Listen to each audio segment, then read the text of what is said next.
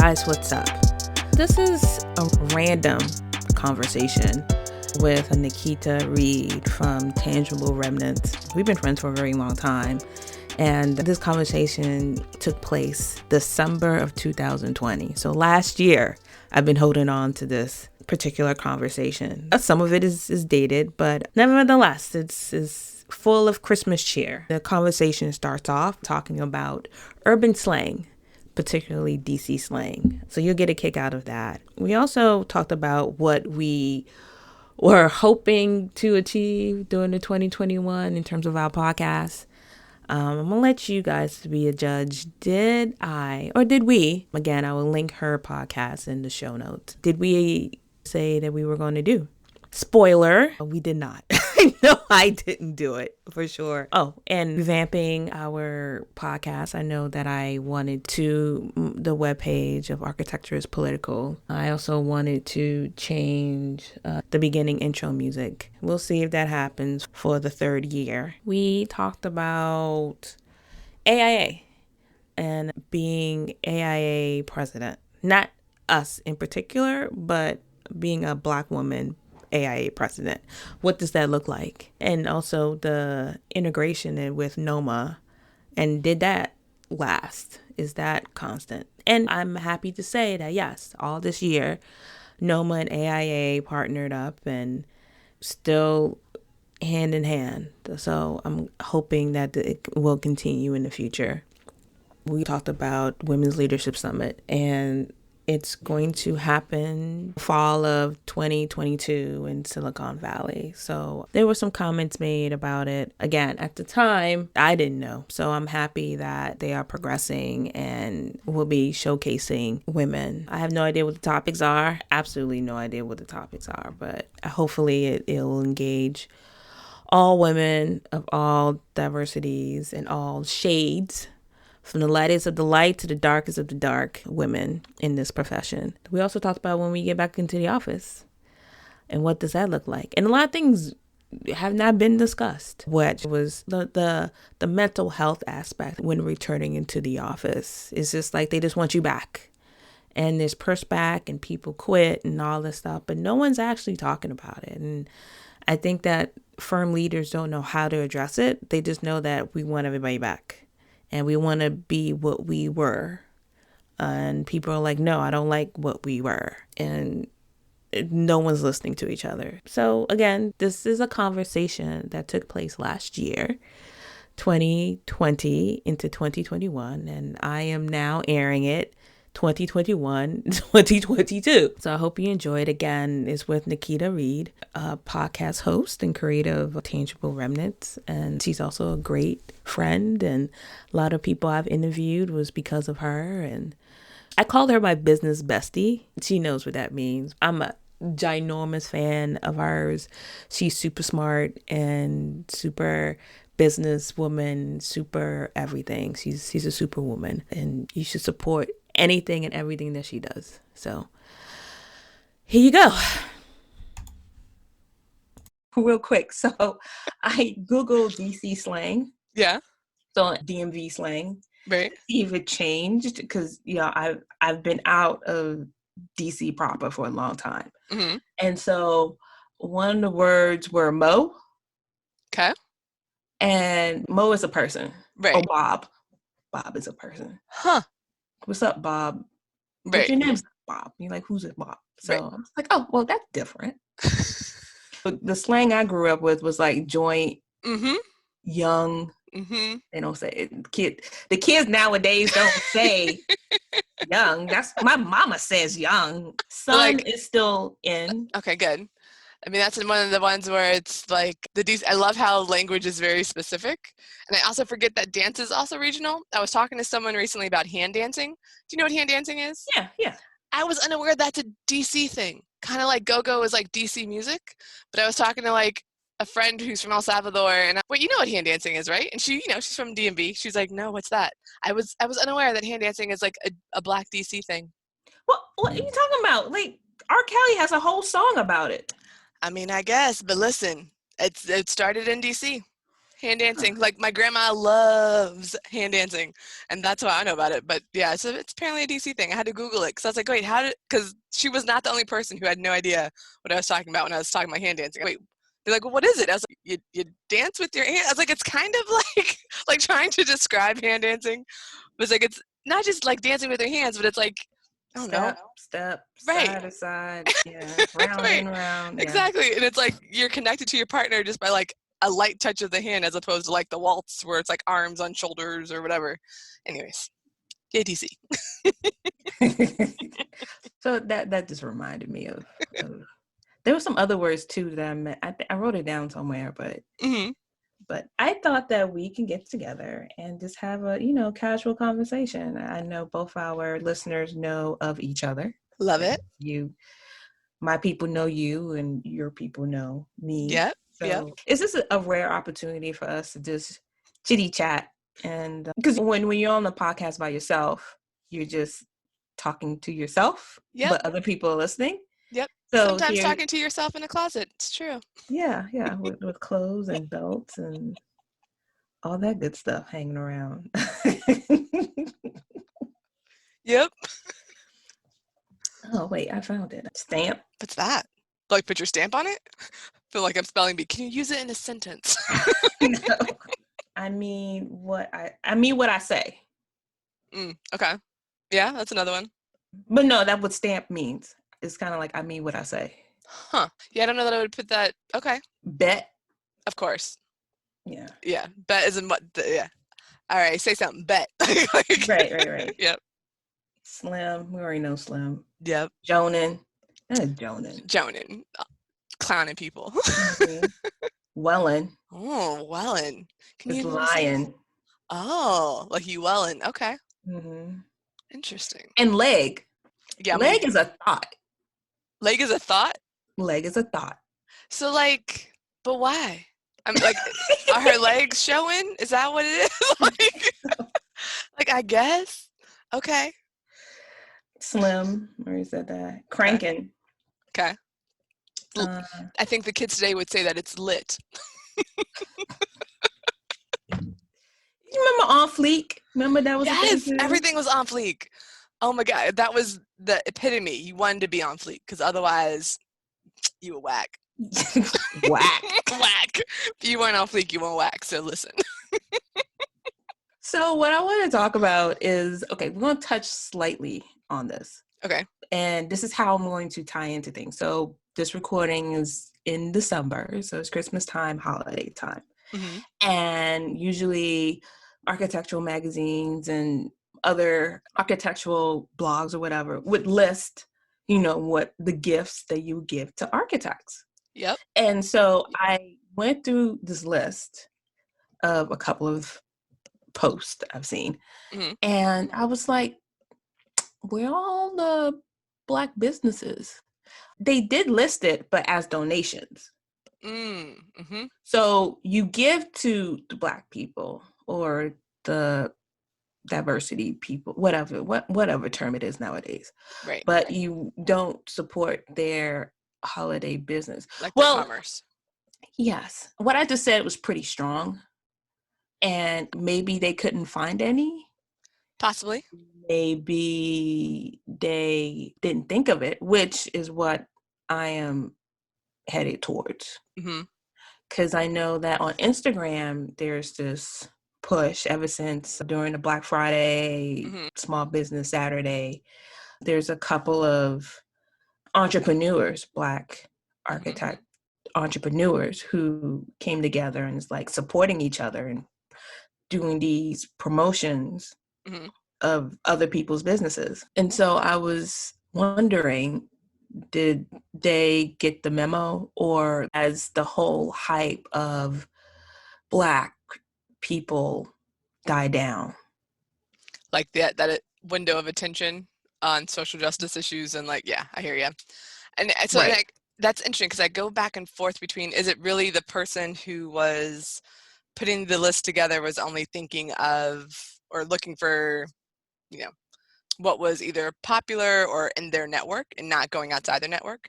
Because I'm sure I'd be curious to know the makeup of the different businesses, because diversity is more than just Black, as you are well aware, but I'm always wondering, why is the goal to support the small white businesses, but not necessarily, as you mentioned, it's okay, but donate to these Black causes. It's one of those things where I saw some sort of meme or quote or something on Facebook where it was kind of like, racism isn't going to be solved until white people realize that it's a white issue as opposed to something they have to pity Black people for.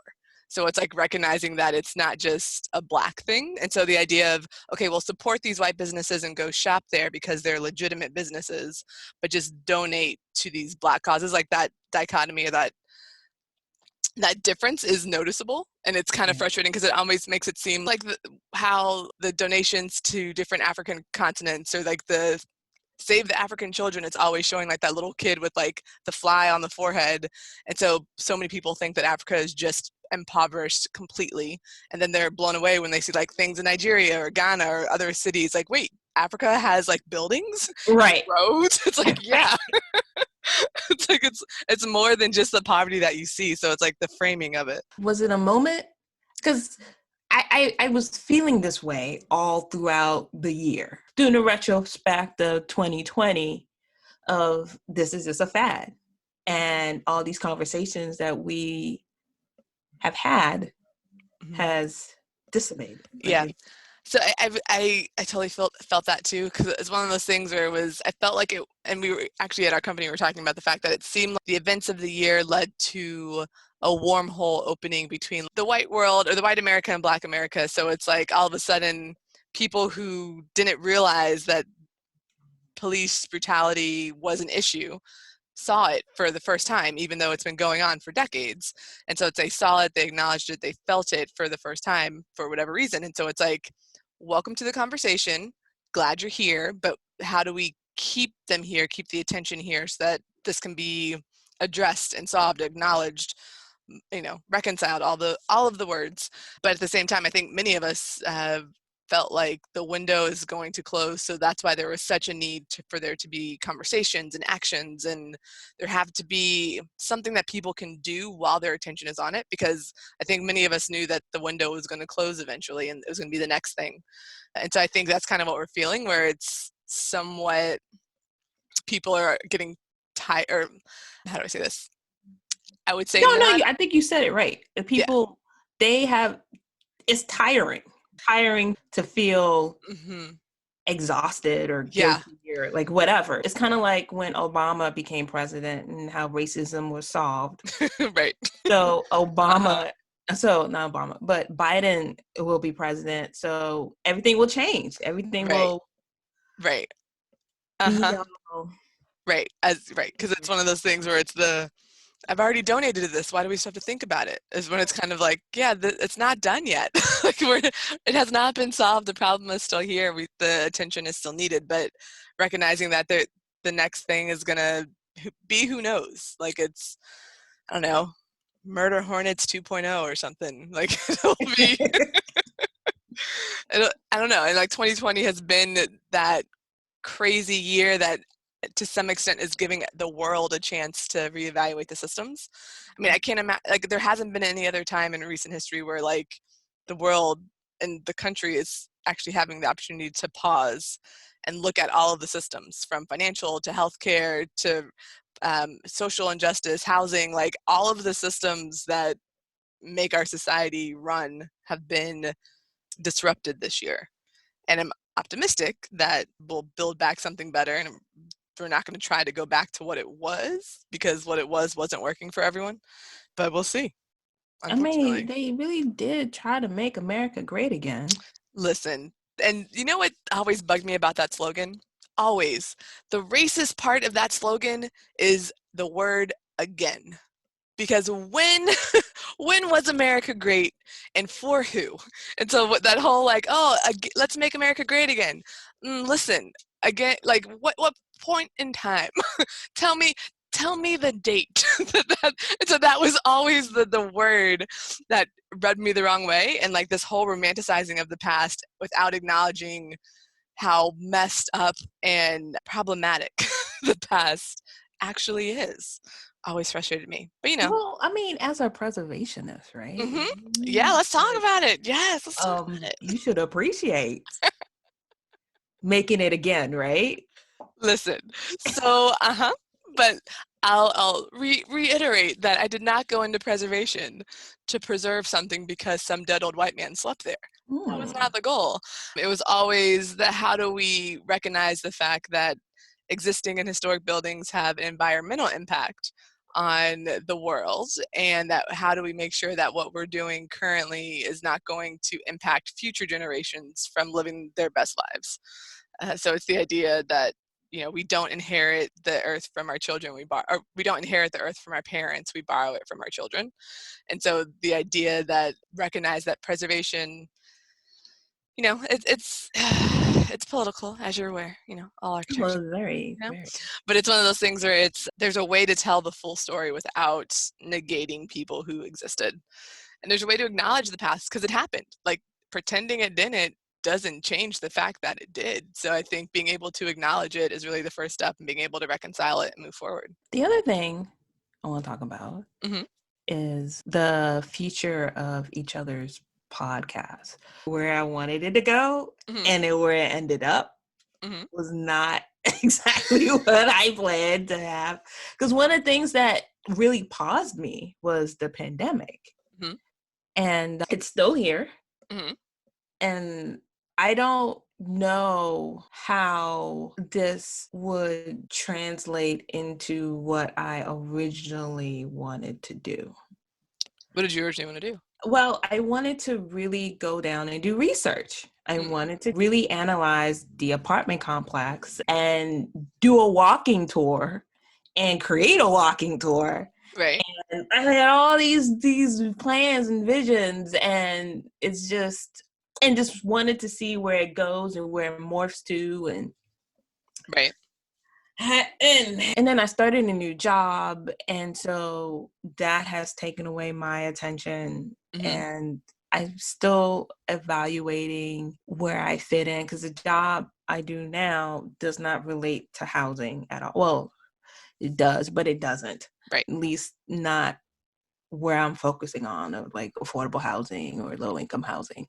hmm So it's kind of like, what should I do next year? And I like talking to people. One thing I really want to do is have a bunch of Black women architects. hmm It's kind of like a documentation of a conversation. hmm And I was like, hey, that's a really great idea. Maybe I should just do that instead next year. Because, I mean, we have 500 now. So there's plenty of content out there. Right. And just highlight us. But yet then again, I'm like, I don't want my podcast to be all about interviews either. hmm And I don't want another thing too that happened this year again was with the whole protest. And so I don't want to talk about being Black all the time. I do want to talk about architecture hmm and the profession, but I don't want to focus on being a Black woman Right. because that's also tiring too. I hear that. And it's interesting that you say that because I think the part of the impetus of me starting my podcast was that I was realizing that the hesitation and the fear that I had about being a Black woman architect talking about Black things was a fear that I could let go of. And I'm not, and I know that that's not a fear that you have, but it's one of those things where I totally hear the not wanting to just talk about Black things because it's, in my mind, it's so much more than just a us versus them thing. It's more of a sharing perspectives, helping other people understand vantage points and just communicating differently. But I guess the pandemic gave me the space to need an outlet. And like the pandemic versus, everything of 2020 was like, all right, well, I need to stop waiting for someone else to tell the story that they don't know, that they Right. don't have the vantage point of. And so I guess I love the idea of you wanting to get back to the research and kind of digging more into the architecture piece of it, because I love the premise of your podcast and the fact that architecture is political, because there are so many architects who try to pretend like it's not and pretend like, oh no, we're neutral, we're just designing the building, we're just we're just doing what we're told. as opposed to recognizing the fact that design really does play a big role into who gets what buildings, what resources. I mean, I've even heard some colleagues say that there have been some clients who have said, oh, well, don't design a building that nice for those people. And so it's kind of like the recognition that what we design resonates with different people of different economic levels. It's all political. And so I love the fact that you're exploring it. And I could get down with you digging into the research a little bit more. That'd be really cool. Yeah, I would love to. I don't know. So Mhm. I'm just beginning 2021 and the future of this podcast. Is it Right. am I moving forward into the original intent, or am I steering away and going into another direction? Right. And I feel like I could see you doing both to some extent, because I feel like the demand for you as a host and as a interviewer, I think, is going to keep growing. And so I could see you still like just peppering in like the research nuggets, and then that you could also use the interviews as a way to give you time to do more research. So it's Sure. like, do the interviews while you're researching. That way you don't have to feel like you're pushing out research content every week or two. Mm-hmm. How about you? So 2021. yeah, I'm going back and forth on it because it's like I have a couple different interviews lined up, and I'm really enjoying bringing on a lot of different people from my network who are awesome and doing different things that they're doing. And so I have a couple interviews set up with contractors, developers. I know you were gracious enough to be on as well. So it's like I think I'm doing a good job of getting an interesting group of interviews. But I do think that I want to pepper in more of the kind of my one-off episodes, because like the first 4 or 5 episodes of this season were pretty much just me talking in my closet about random things.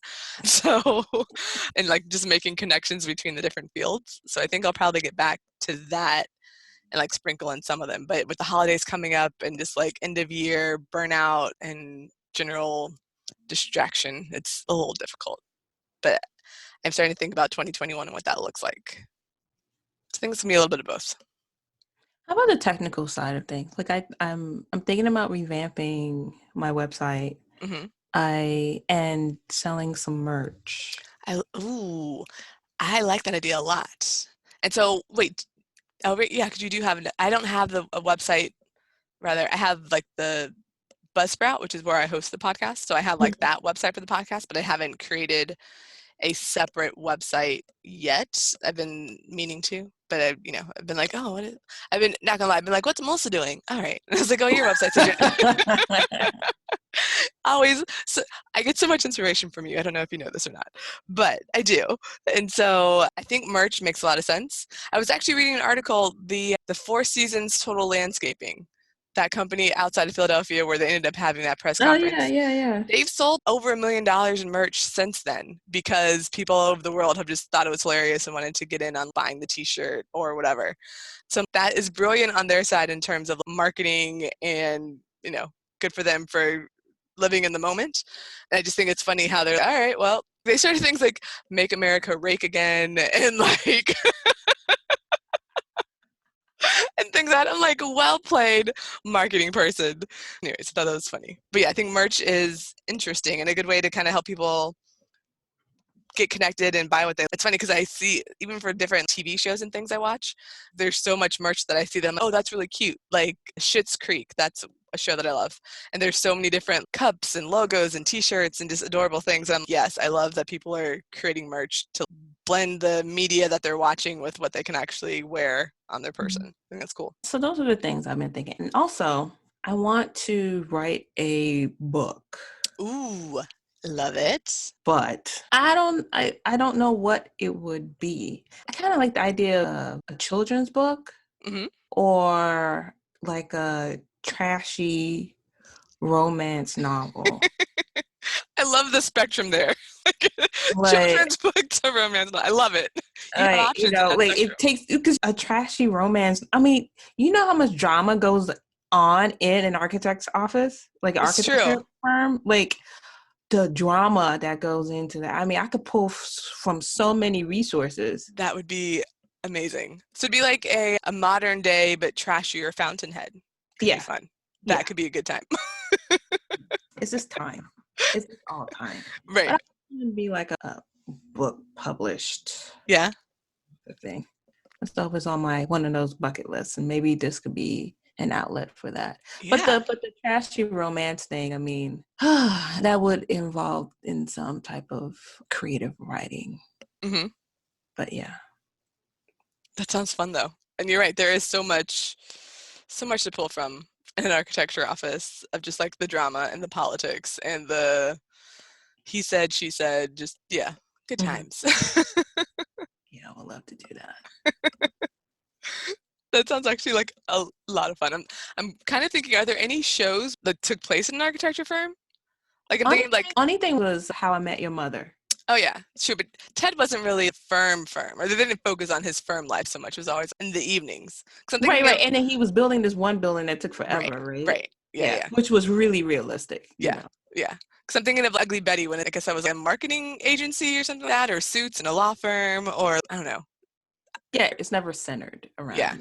Or, I guess, there's movies, but it's never. Yeah, Jungle Fever is the only one that I'm thinking of where it was like actual in an architecture firm situation. Because Wesley Snipes was an architect in that movie. I know. What? Oh, the Tyler Perry movie. Malik Yober was an architect. Oh. Okay. It was How Did I Met Your Mother. Why Did I Get Married? Oh, yeah. Yep. With Janet Jackson and all them. Yeah. Yep. Okay. Interesting. I did not know Wesley Snipes was an architect. Now I gotta watch the movie again. I think that could be a whole podcast episode for you because the racial dynamics in that movie were like, listen, because like he starts having an affair with the chick who works at his firm as well, and then actually we should watch the movie together. That could be fun. Okay. Anyways, that sounds like a YouTube thing. Oh gosh, we should do that. Yep. Too. Yep. That would be a great idea. Like we could create a YouTube channel of watching all architecture movies. Yeah. I feel like it might be a short list, so we may have to like solicit help, but they're like recommendations or whatever. There's a ton. We can go back old school with I mean, okay, we listed like 3. Okay. What else? And then you have the black and white one. Jeez. Was that Anne Ryan? The Fountainhead? Yeah, The Fountainhead. That was a movie, right? I think so. Yeah, I don't know that I've actually seen the movie. I read the book a while ago, but I don't know that I've seen the movie. It was a movie. Shoot. It was that one. And then there was a horror movie that had Mark Wahlberg.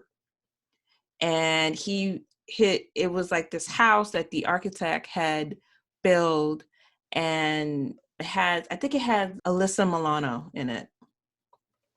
I don't know. Okay. And he designed this really secure house. And so he was trying to break in to, I don't know, get her. Gotcha. Interesting. So wait, that was Fear. I think that was Reese. Yeah, Fear. Yes. I haven't seen that in years. Okay. Then I'm also thinking there's always Lake House with Sandra Bullock and Keanu Reeves, where Keanu was the architect. Right. But yeah, that one was. This could be interesting. This could be fun. Anything else you want to talk about? Do you want to talk about like politics? Like any changes? I don't know enough of it really about like any potential changes with incoming administration or anything like that, or even like things going on at AIA or NOMA or other. Okay. How about this? I have a question. Will you ever see a Black female AIA president? Yeah, I think so. Why would you want to be the AIA president? That is a very fair question. That's a very fair question on why. And I don't have a good answer to that. Because it's not so much if we can do it. Right. But we can. Right. The reason would be, why would you want to? Right. That's a fair question. I mean, yeah. I mean, I know the AIA's had Asian American. I'm pretty sure she was AIA National a couple years ago. Yeah. It was. I love her. Oh, shoot. Yep. But her. That's who we're thinking of. Elizabeth. Liz. Yeah. Her. But yeah. I mean, just seeing the perceived, I don't know, like, so for instance, the scrutiny that you would get for being in that role, I could see being more frustrating than it's worth, but I don't know. Well, one of the things was the fact that you can't have a job because it encompasses your life because you're traveling a lot. Right. It becomes your job. Right. It's your job. So normally you would either have to be in a super large firm high up, Right. or you own your own firm. Right.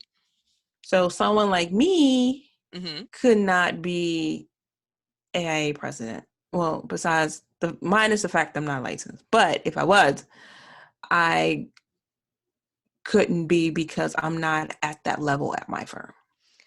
I guess let's assume that you could be, regardless of like the level of firm, would you want to be? No. Like, because like you got do the whole marketing scheme, you get enough votes. That's the thing. Yeah. It's the you are a politician at that point. Yeah, absolutely. Absolutely. And you would have to do that. And I am not a politician. I'm not that. Right. I'm not that at all. Yeah, I mean, I guess it would depend on the motivations for it, because you might be able to make more change without having to get through all the politics if you're like on one of the boards or the advisory boards or something like that, as opposed to president of the institute. To be honest, what changes have the president done? Only one major change, but I don't know if that was board initiative or president initiative. I think most of them come from the board, and the president is really like trying to either have different initiatives or push things forward, but I get the sense that it's more board driven because everything's by vote or mandate anyway. Like I'm thinking of like when Carl was president, I know sustainability and existing buildings came a little bit more to the forefront, or at least got more airtime in the institute. But I don't know that any of the policy changes per se weren't controlled by him, because it's not a dictatorship, so it's still board and votes and all that sort of stuff. So I think the president helps push the message along, but I don't think that they have ultimate control over what happens. I could be wrong, but I'm pretty sure that's not how it works. I have no idea. Yeah. So is this all speculation? It just seems that is a lot of work to get there. And once you get there, other than you being the first Black woman, mm-hmm. And you get to travel around the world, I really don't see why would you sacrifice. No. I mean, it could be elevating visibility of different causes that you're passionate about. Because I'm assuming that the president would have some control over or some input on conferences or different presidential initiatives or things like that. But it's still a good question. I mean, it's kind of like with any board work. I'm thinking even like on the boards that I'm on, it's like I'm only on boards where I feel like I can have some sort of impact, mm-hmm. or be able to have conversations with people who are able to make an impact in whatever we're doing. So be it from a preservation standpoint or sustainability standpoint. But yeah, I have not been president of any organizations in a while. And even when I was president of the DC chapter of APT, the Association for Preservation Technology, like 5 years ago. And that was fun, stressful, but fun. But even in that capacity, it was more of a setting the agenda, making sure that the right things are getting done in the right order, making sure that we're, following bylaws and all that stuff. So it was more administrative and I guess we did set some goals and did different marketing things, but it was, I don't know. It was more of a year term? Yeah, year term. I mean, it was great to connect with other preservation professionals in the DC area and try and expand it, because even though the chapter is DC, we really encompass Virginia and all of Maryland, so really trying to expand the reach. But it's just great to be able to talk to other people who like to nerd out about things that I like to nerd out about. If you were a project architect, mm-hmm. would you have been president? Yes. There are plenty of people that have been president of the chapter who weren't owners of their own firms or in high levels of position. Okay. Yep. Granted, it was also much smaller organization. AIA National is like thousands and thousands of architects. APT was maybe at that time 200 people. So the scales were different. Yeah. But it was still, and it was a volunteer board, one of those kind of like, oh, you're interested in helping out with this event? Great, you're on the board. Let's move forward.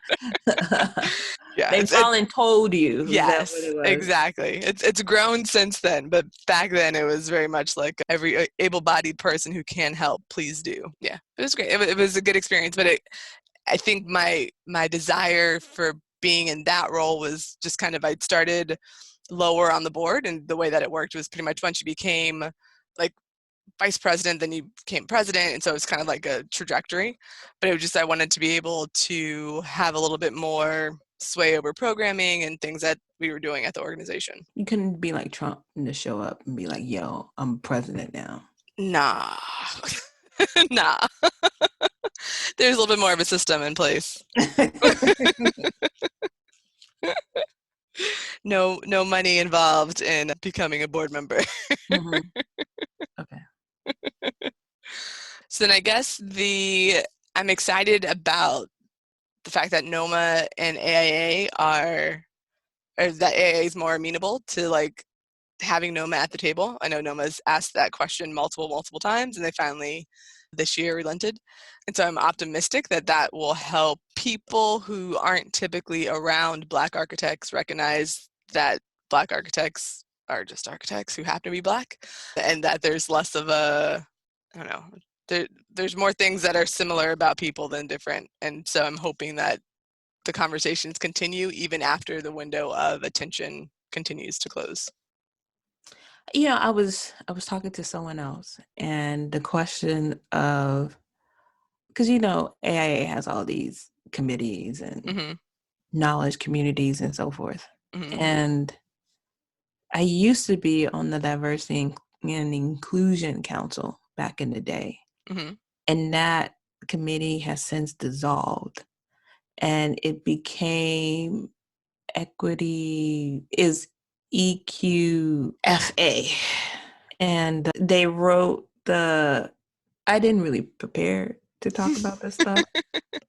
So but it's fine. okay, but my point is that there's a new committee, and I don't know who's on this committee. I can't find it anywhere. And so my thing is that diversity and inclusion has been part of AIA National for a very long time. And then there was the decision to dissolve it and rename it and have all these other diversity people on there, which is fine. It's great. You can't just focus on, well, it's diversity. So no, that's not right. Because even when I was on that committee, it was very diverse. When all this stuff went down, with all the protests and the calls for AIA, where was that committee? And why didn't they put out the statement or corrected that statement when they made that statement, the really bad one, and then they reneged and made another one? Like, where was that committee? Right. And another thing too is the issue of women. And with this whole pandemic and how you will lose a lot of women because of it. Right. And no one's talking about that. No one in AIA is talking about that. And next year, because I did the Women's Leadership Summit in 2017. So it's 2017, 2019, 2021. I'm curious. I have no idea who's doing it, how they're going to handle it. I have no idea. But how are they, and if they are addressing this issue? Right. And I hope that they will, because the impact of women as caregivers in the pandemic has been huge. Yeah. And so I'm wondering, and I don't know if firms are doing anything in particular to try and take care of their people. And I don't know what that looks like. I know at our firm, we are doing like extended care, and there are different working options for women and men who need to figure out their family situations. But yeah, that would be a really important topic for it to be covered, particularly in the Women's Leadership Summit, because it's a conversation that we'll be able to have a little bit more candidly when you can recognize that it's not you have kids. Oh, okay, well, that just means you're not going to be able to work as much, and like seeing it as a negative as opposed to it's a real life thing. People have families, people are taking care of their parents, and they still want to be architects and can be architects, and just how does it work? I'm hoping that we're not being blinded either by what we normally say or what we normally do. Right, because like So normal is not a real thing anymore. right, and have conversations or topics that are that's like unrelatable at all. Like you're talking about something that we talked about already, like 3, 4, 5 years ago. Right, right, and I think that's the fear of like the fatigue of people who aren't having to live through the struggle of racism or sexism or any of that. So people who don't have to think about the issues, their fatigue is one of the things where it's, oh, I don't want to talk about it. I don't want to talk about it anymore. But listen, you don't want to talk about it. I don't want to have to live it, but I Right. do. And so it's okay for us to talk about it. It needs to keep being talked about because it's still an issue. Mm-hmm. Still dealing with it.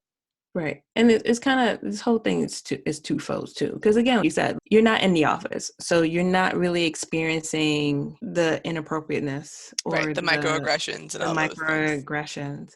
You may read an email, but that email could be A, interpreted a different way, or B, you could just, you could say what you want to say at comfort of your own home, Right. saying some not so kind words to the person who wrote that email. Right. On the other hand, it's your home situation. You may be safer going to the office or more comfortable or able to work when you're in the office versus you're at home. You have to deal with right. a lot of other home issues. Right. Yeah. It'll be interesting to see what it's like when we get back to the office, because I think most of the workforce is still working from home. But I think the reminder of manners and personal space and just how to be around people again is something that probably will need to be discussed, because I think, people have gotten very comfortable being at home, being a certain way, and remembering that, now you need to work in person with other people and what that looks like. It's the clothes. It'll be the clothes. Yeah, that'll be it. It's true. I mean, I'm struggling as is, not trying to go to work with a hoodie on, but if I put like nice pearls around the hoodie, would that be acceptable? Right. Workplace fashion's going to evolve after. It's going to evolve, right? Sidebar. I saw this thing on Instagram. It's a onesie sweatsuit. I've seen this, yes, and I was like, okay, but why? Onesies has always been uncomfortable for me. Because it's not very practical. When you gotta go, and we all gotta go, the onesie situation just leaves you very cold.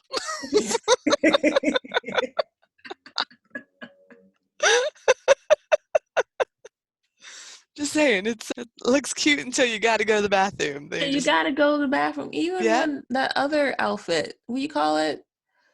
Rompers. Oh yeah, same. Like, same problem. Same thing. Like they're cute as I don't know what, but they are just functionally they don't work very well, and you're just naked on a public toilet. It doesn't really work. Yes, you are. That's why it's a summer. That's why it's a summer outfit too. It's definitely a summer. It's not a winter. No. So I saw that. I'm like, this is clearly for men. This is clearly for men who only could do number one. It's true. It's true. Otherwise, they'd be cold too. Assed out, Literally. Literally, yes. So thank you so much, Nakita. Nikita. Well, thank you for having me on. I appreciate it. And I'm glad we could just kind of let people be a fly on the wall to one of our random conversations. It's random. This was random. It was a good time, though. Thanks for having me on. Hey, thanks. Bye. Bye. Hey, listeners. I have an exciting announcement. I decided to launch a membership program for the show, where you have a chance to support me and the show directly. I love creating the show, and it means the world to me that you all tune in to keep hearing me week after week. But it takes an immense amount of time and energy to produce. I want to keep the show going, and I want to invest in its growth. And I also want you to become a partner with me in this journey. That's why I'm excited to give you a chance to officially become a supporter of the show at glow.fm/archispolly, ARCHISPOLLY, or by clicking the link in the show notes. It's quick and easy.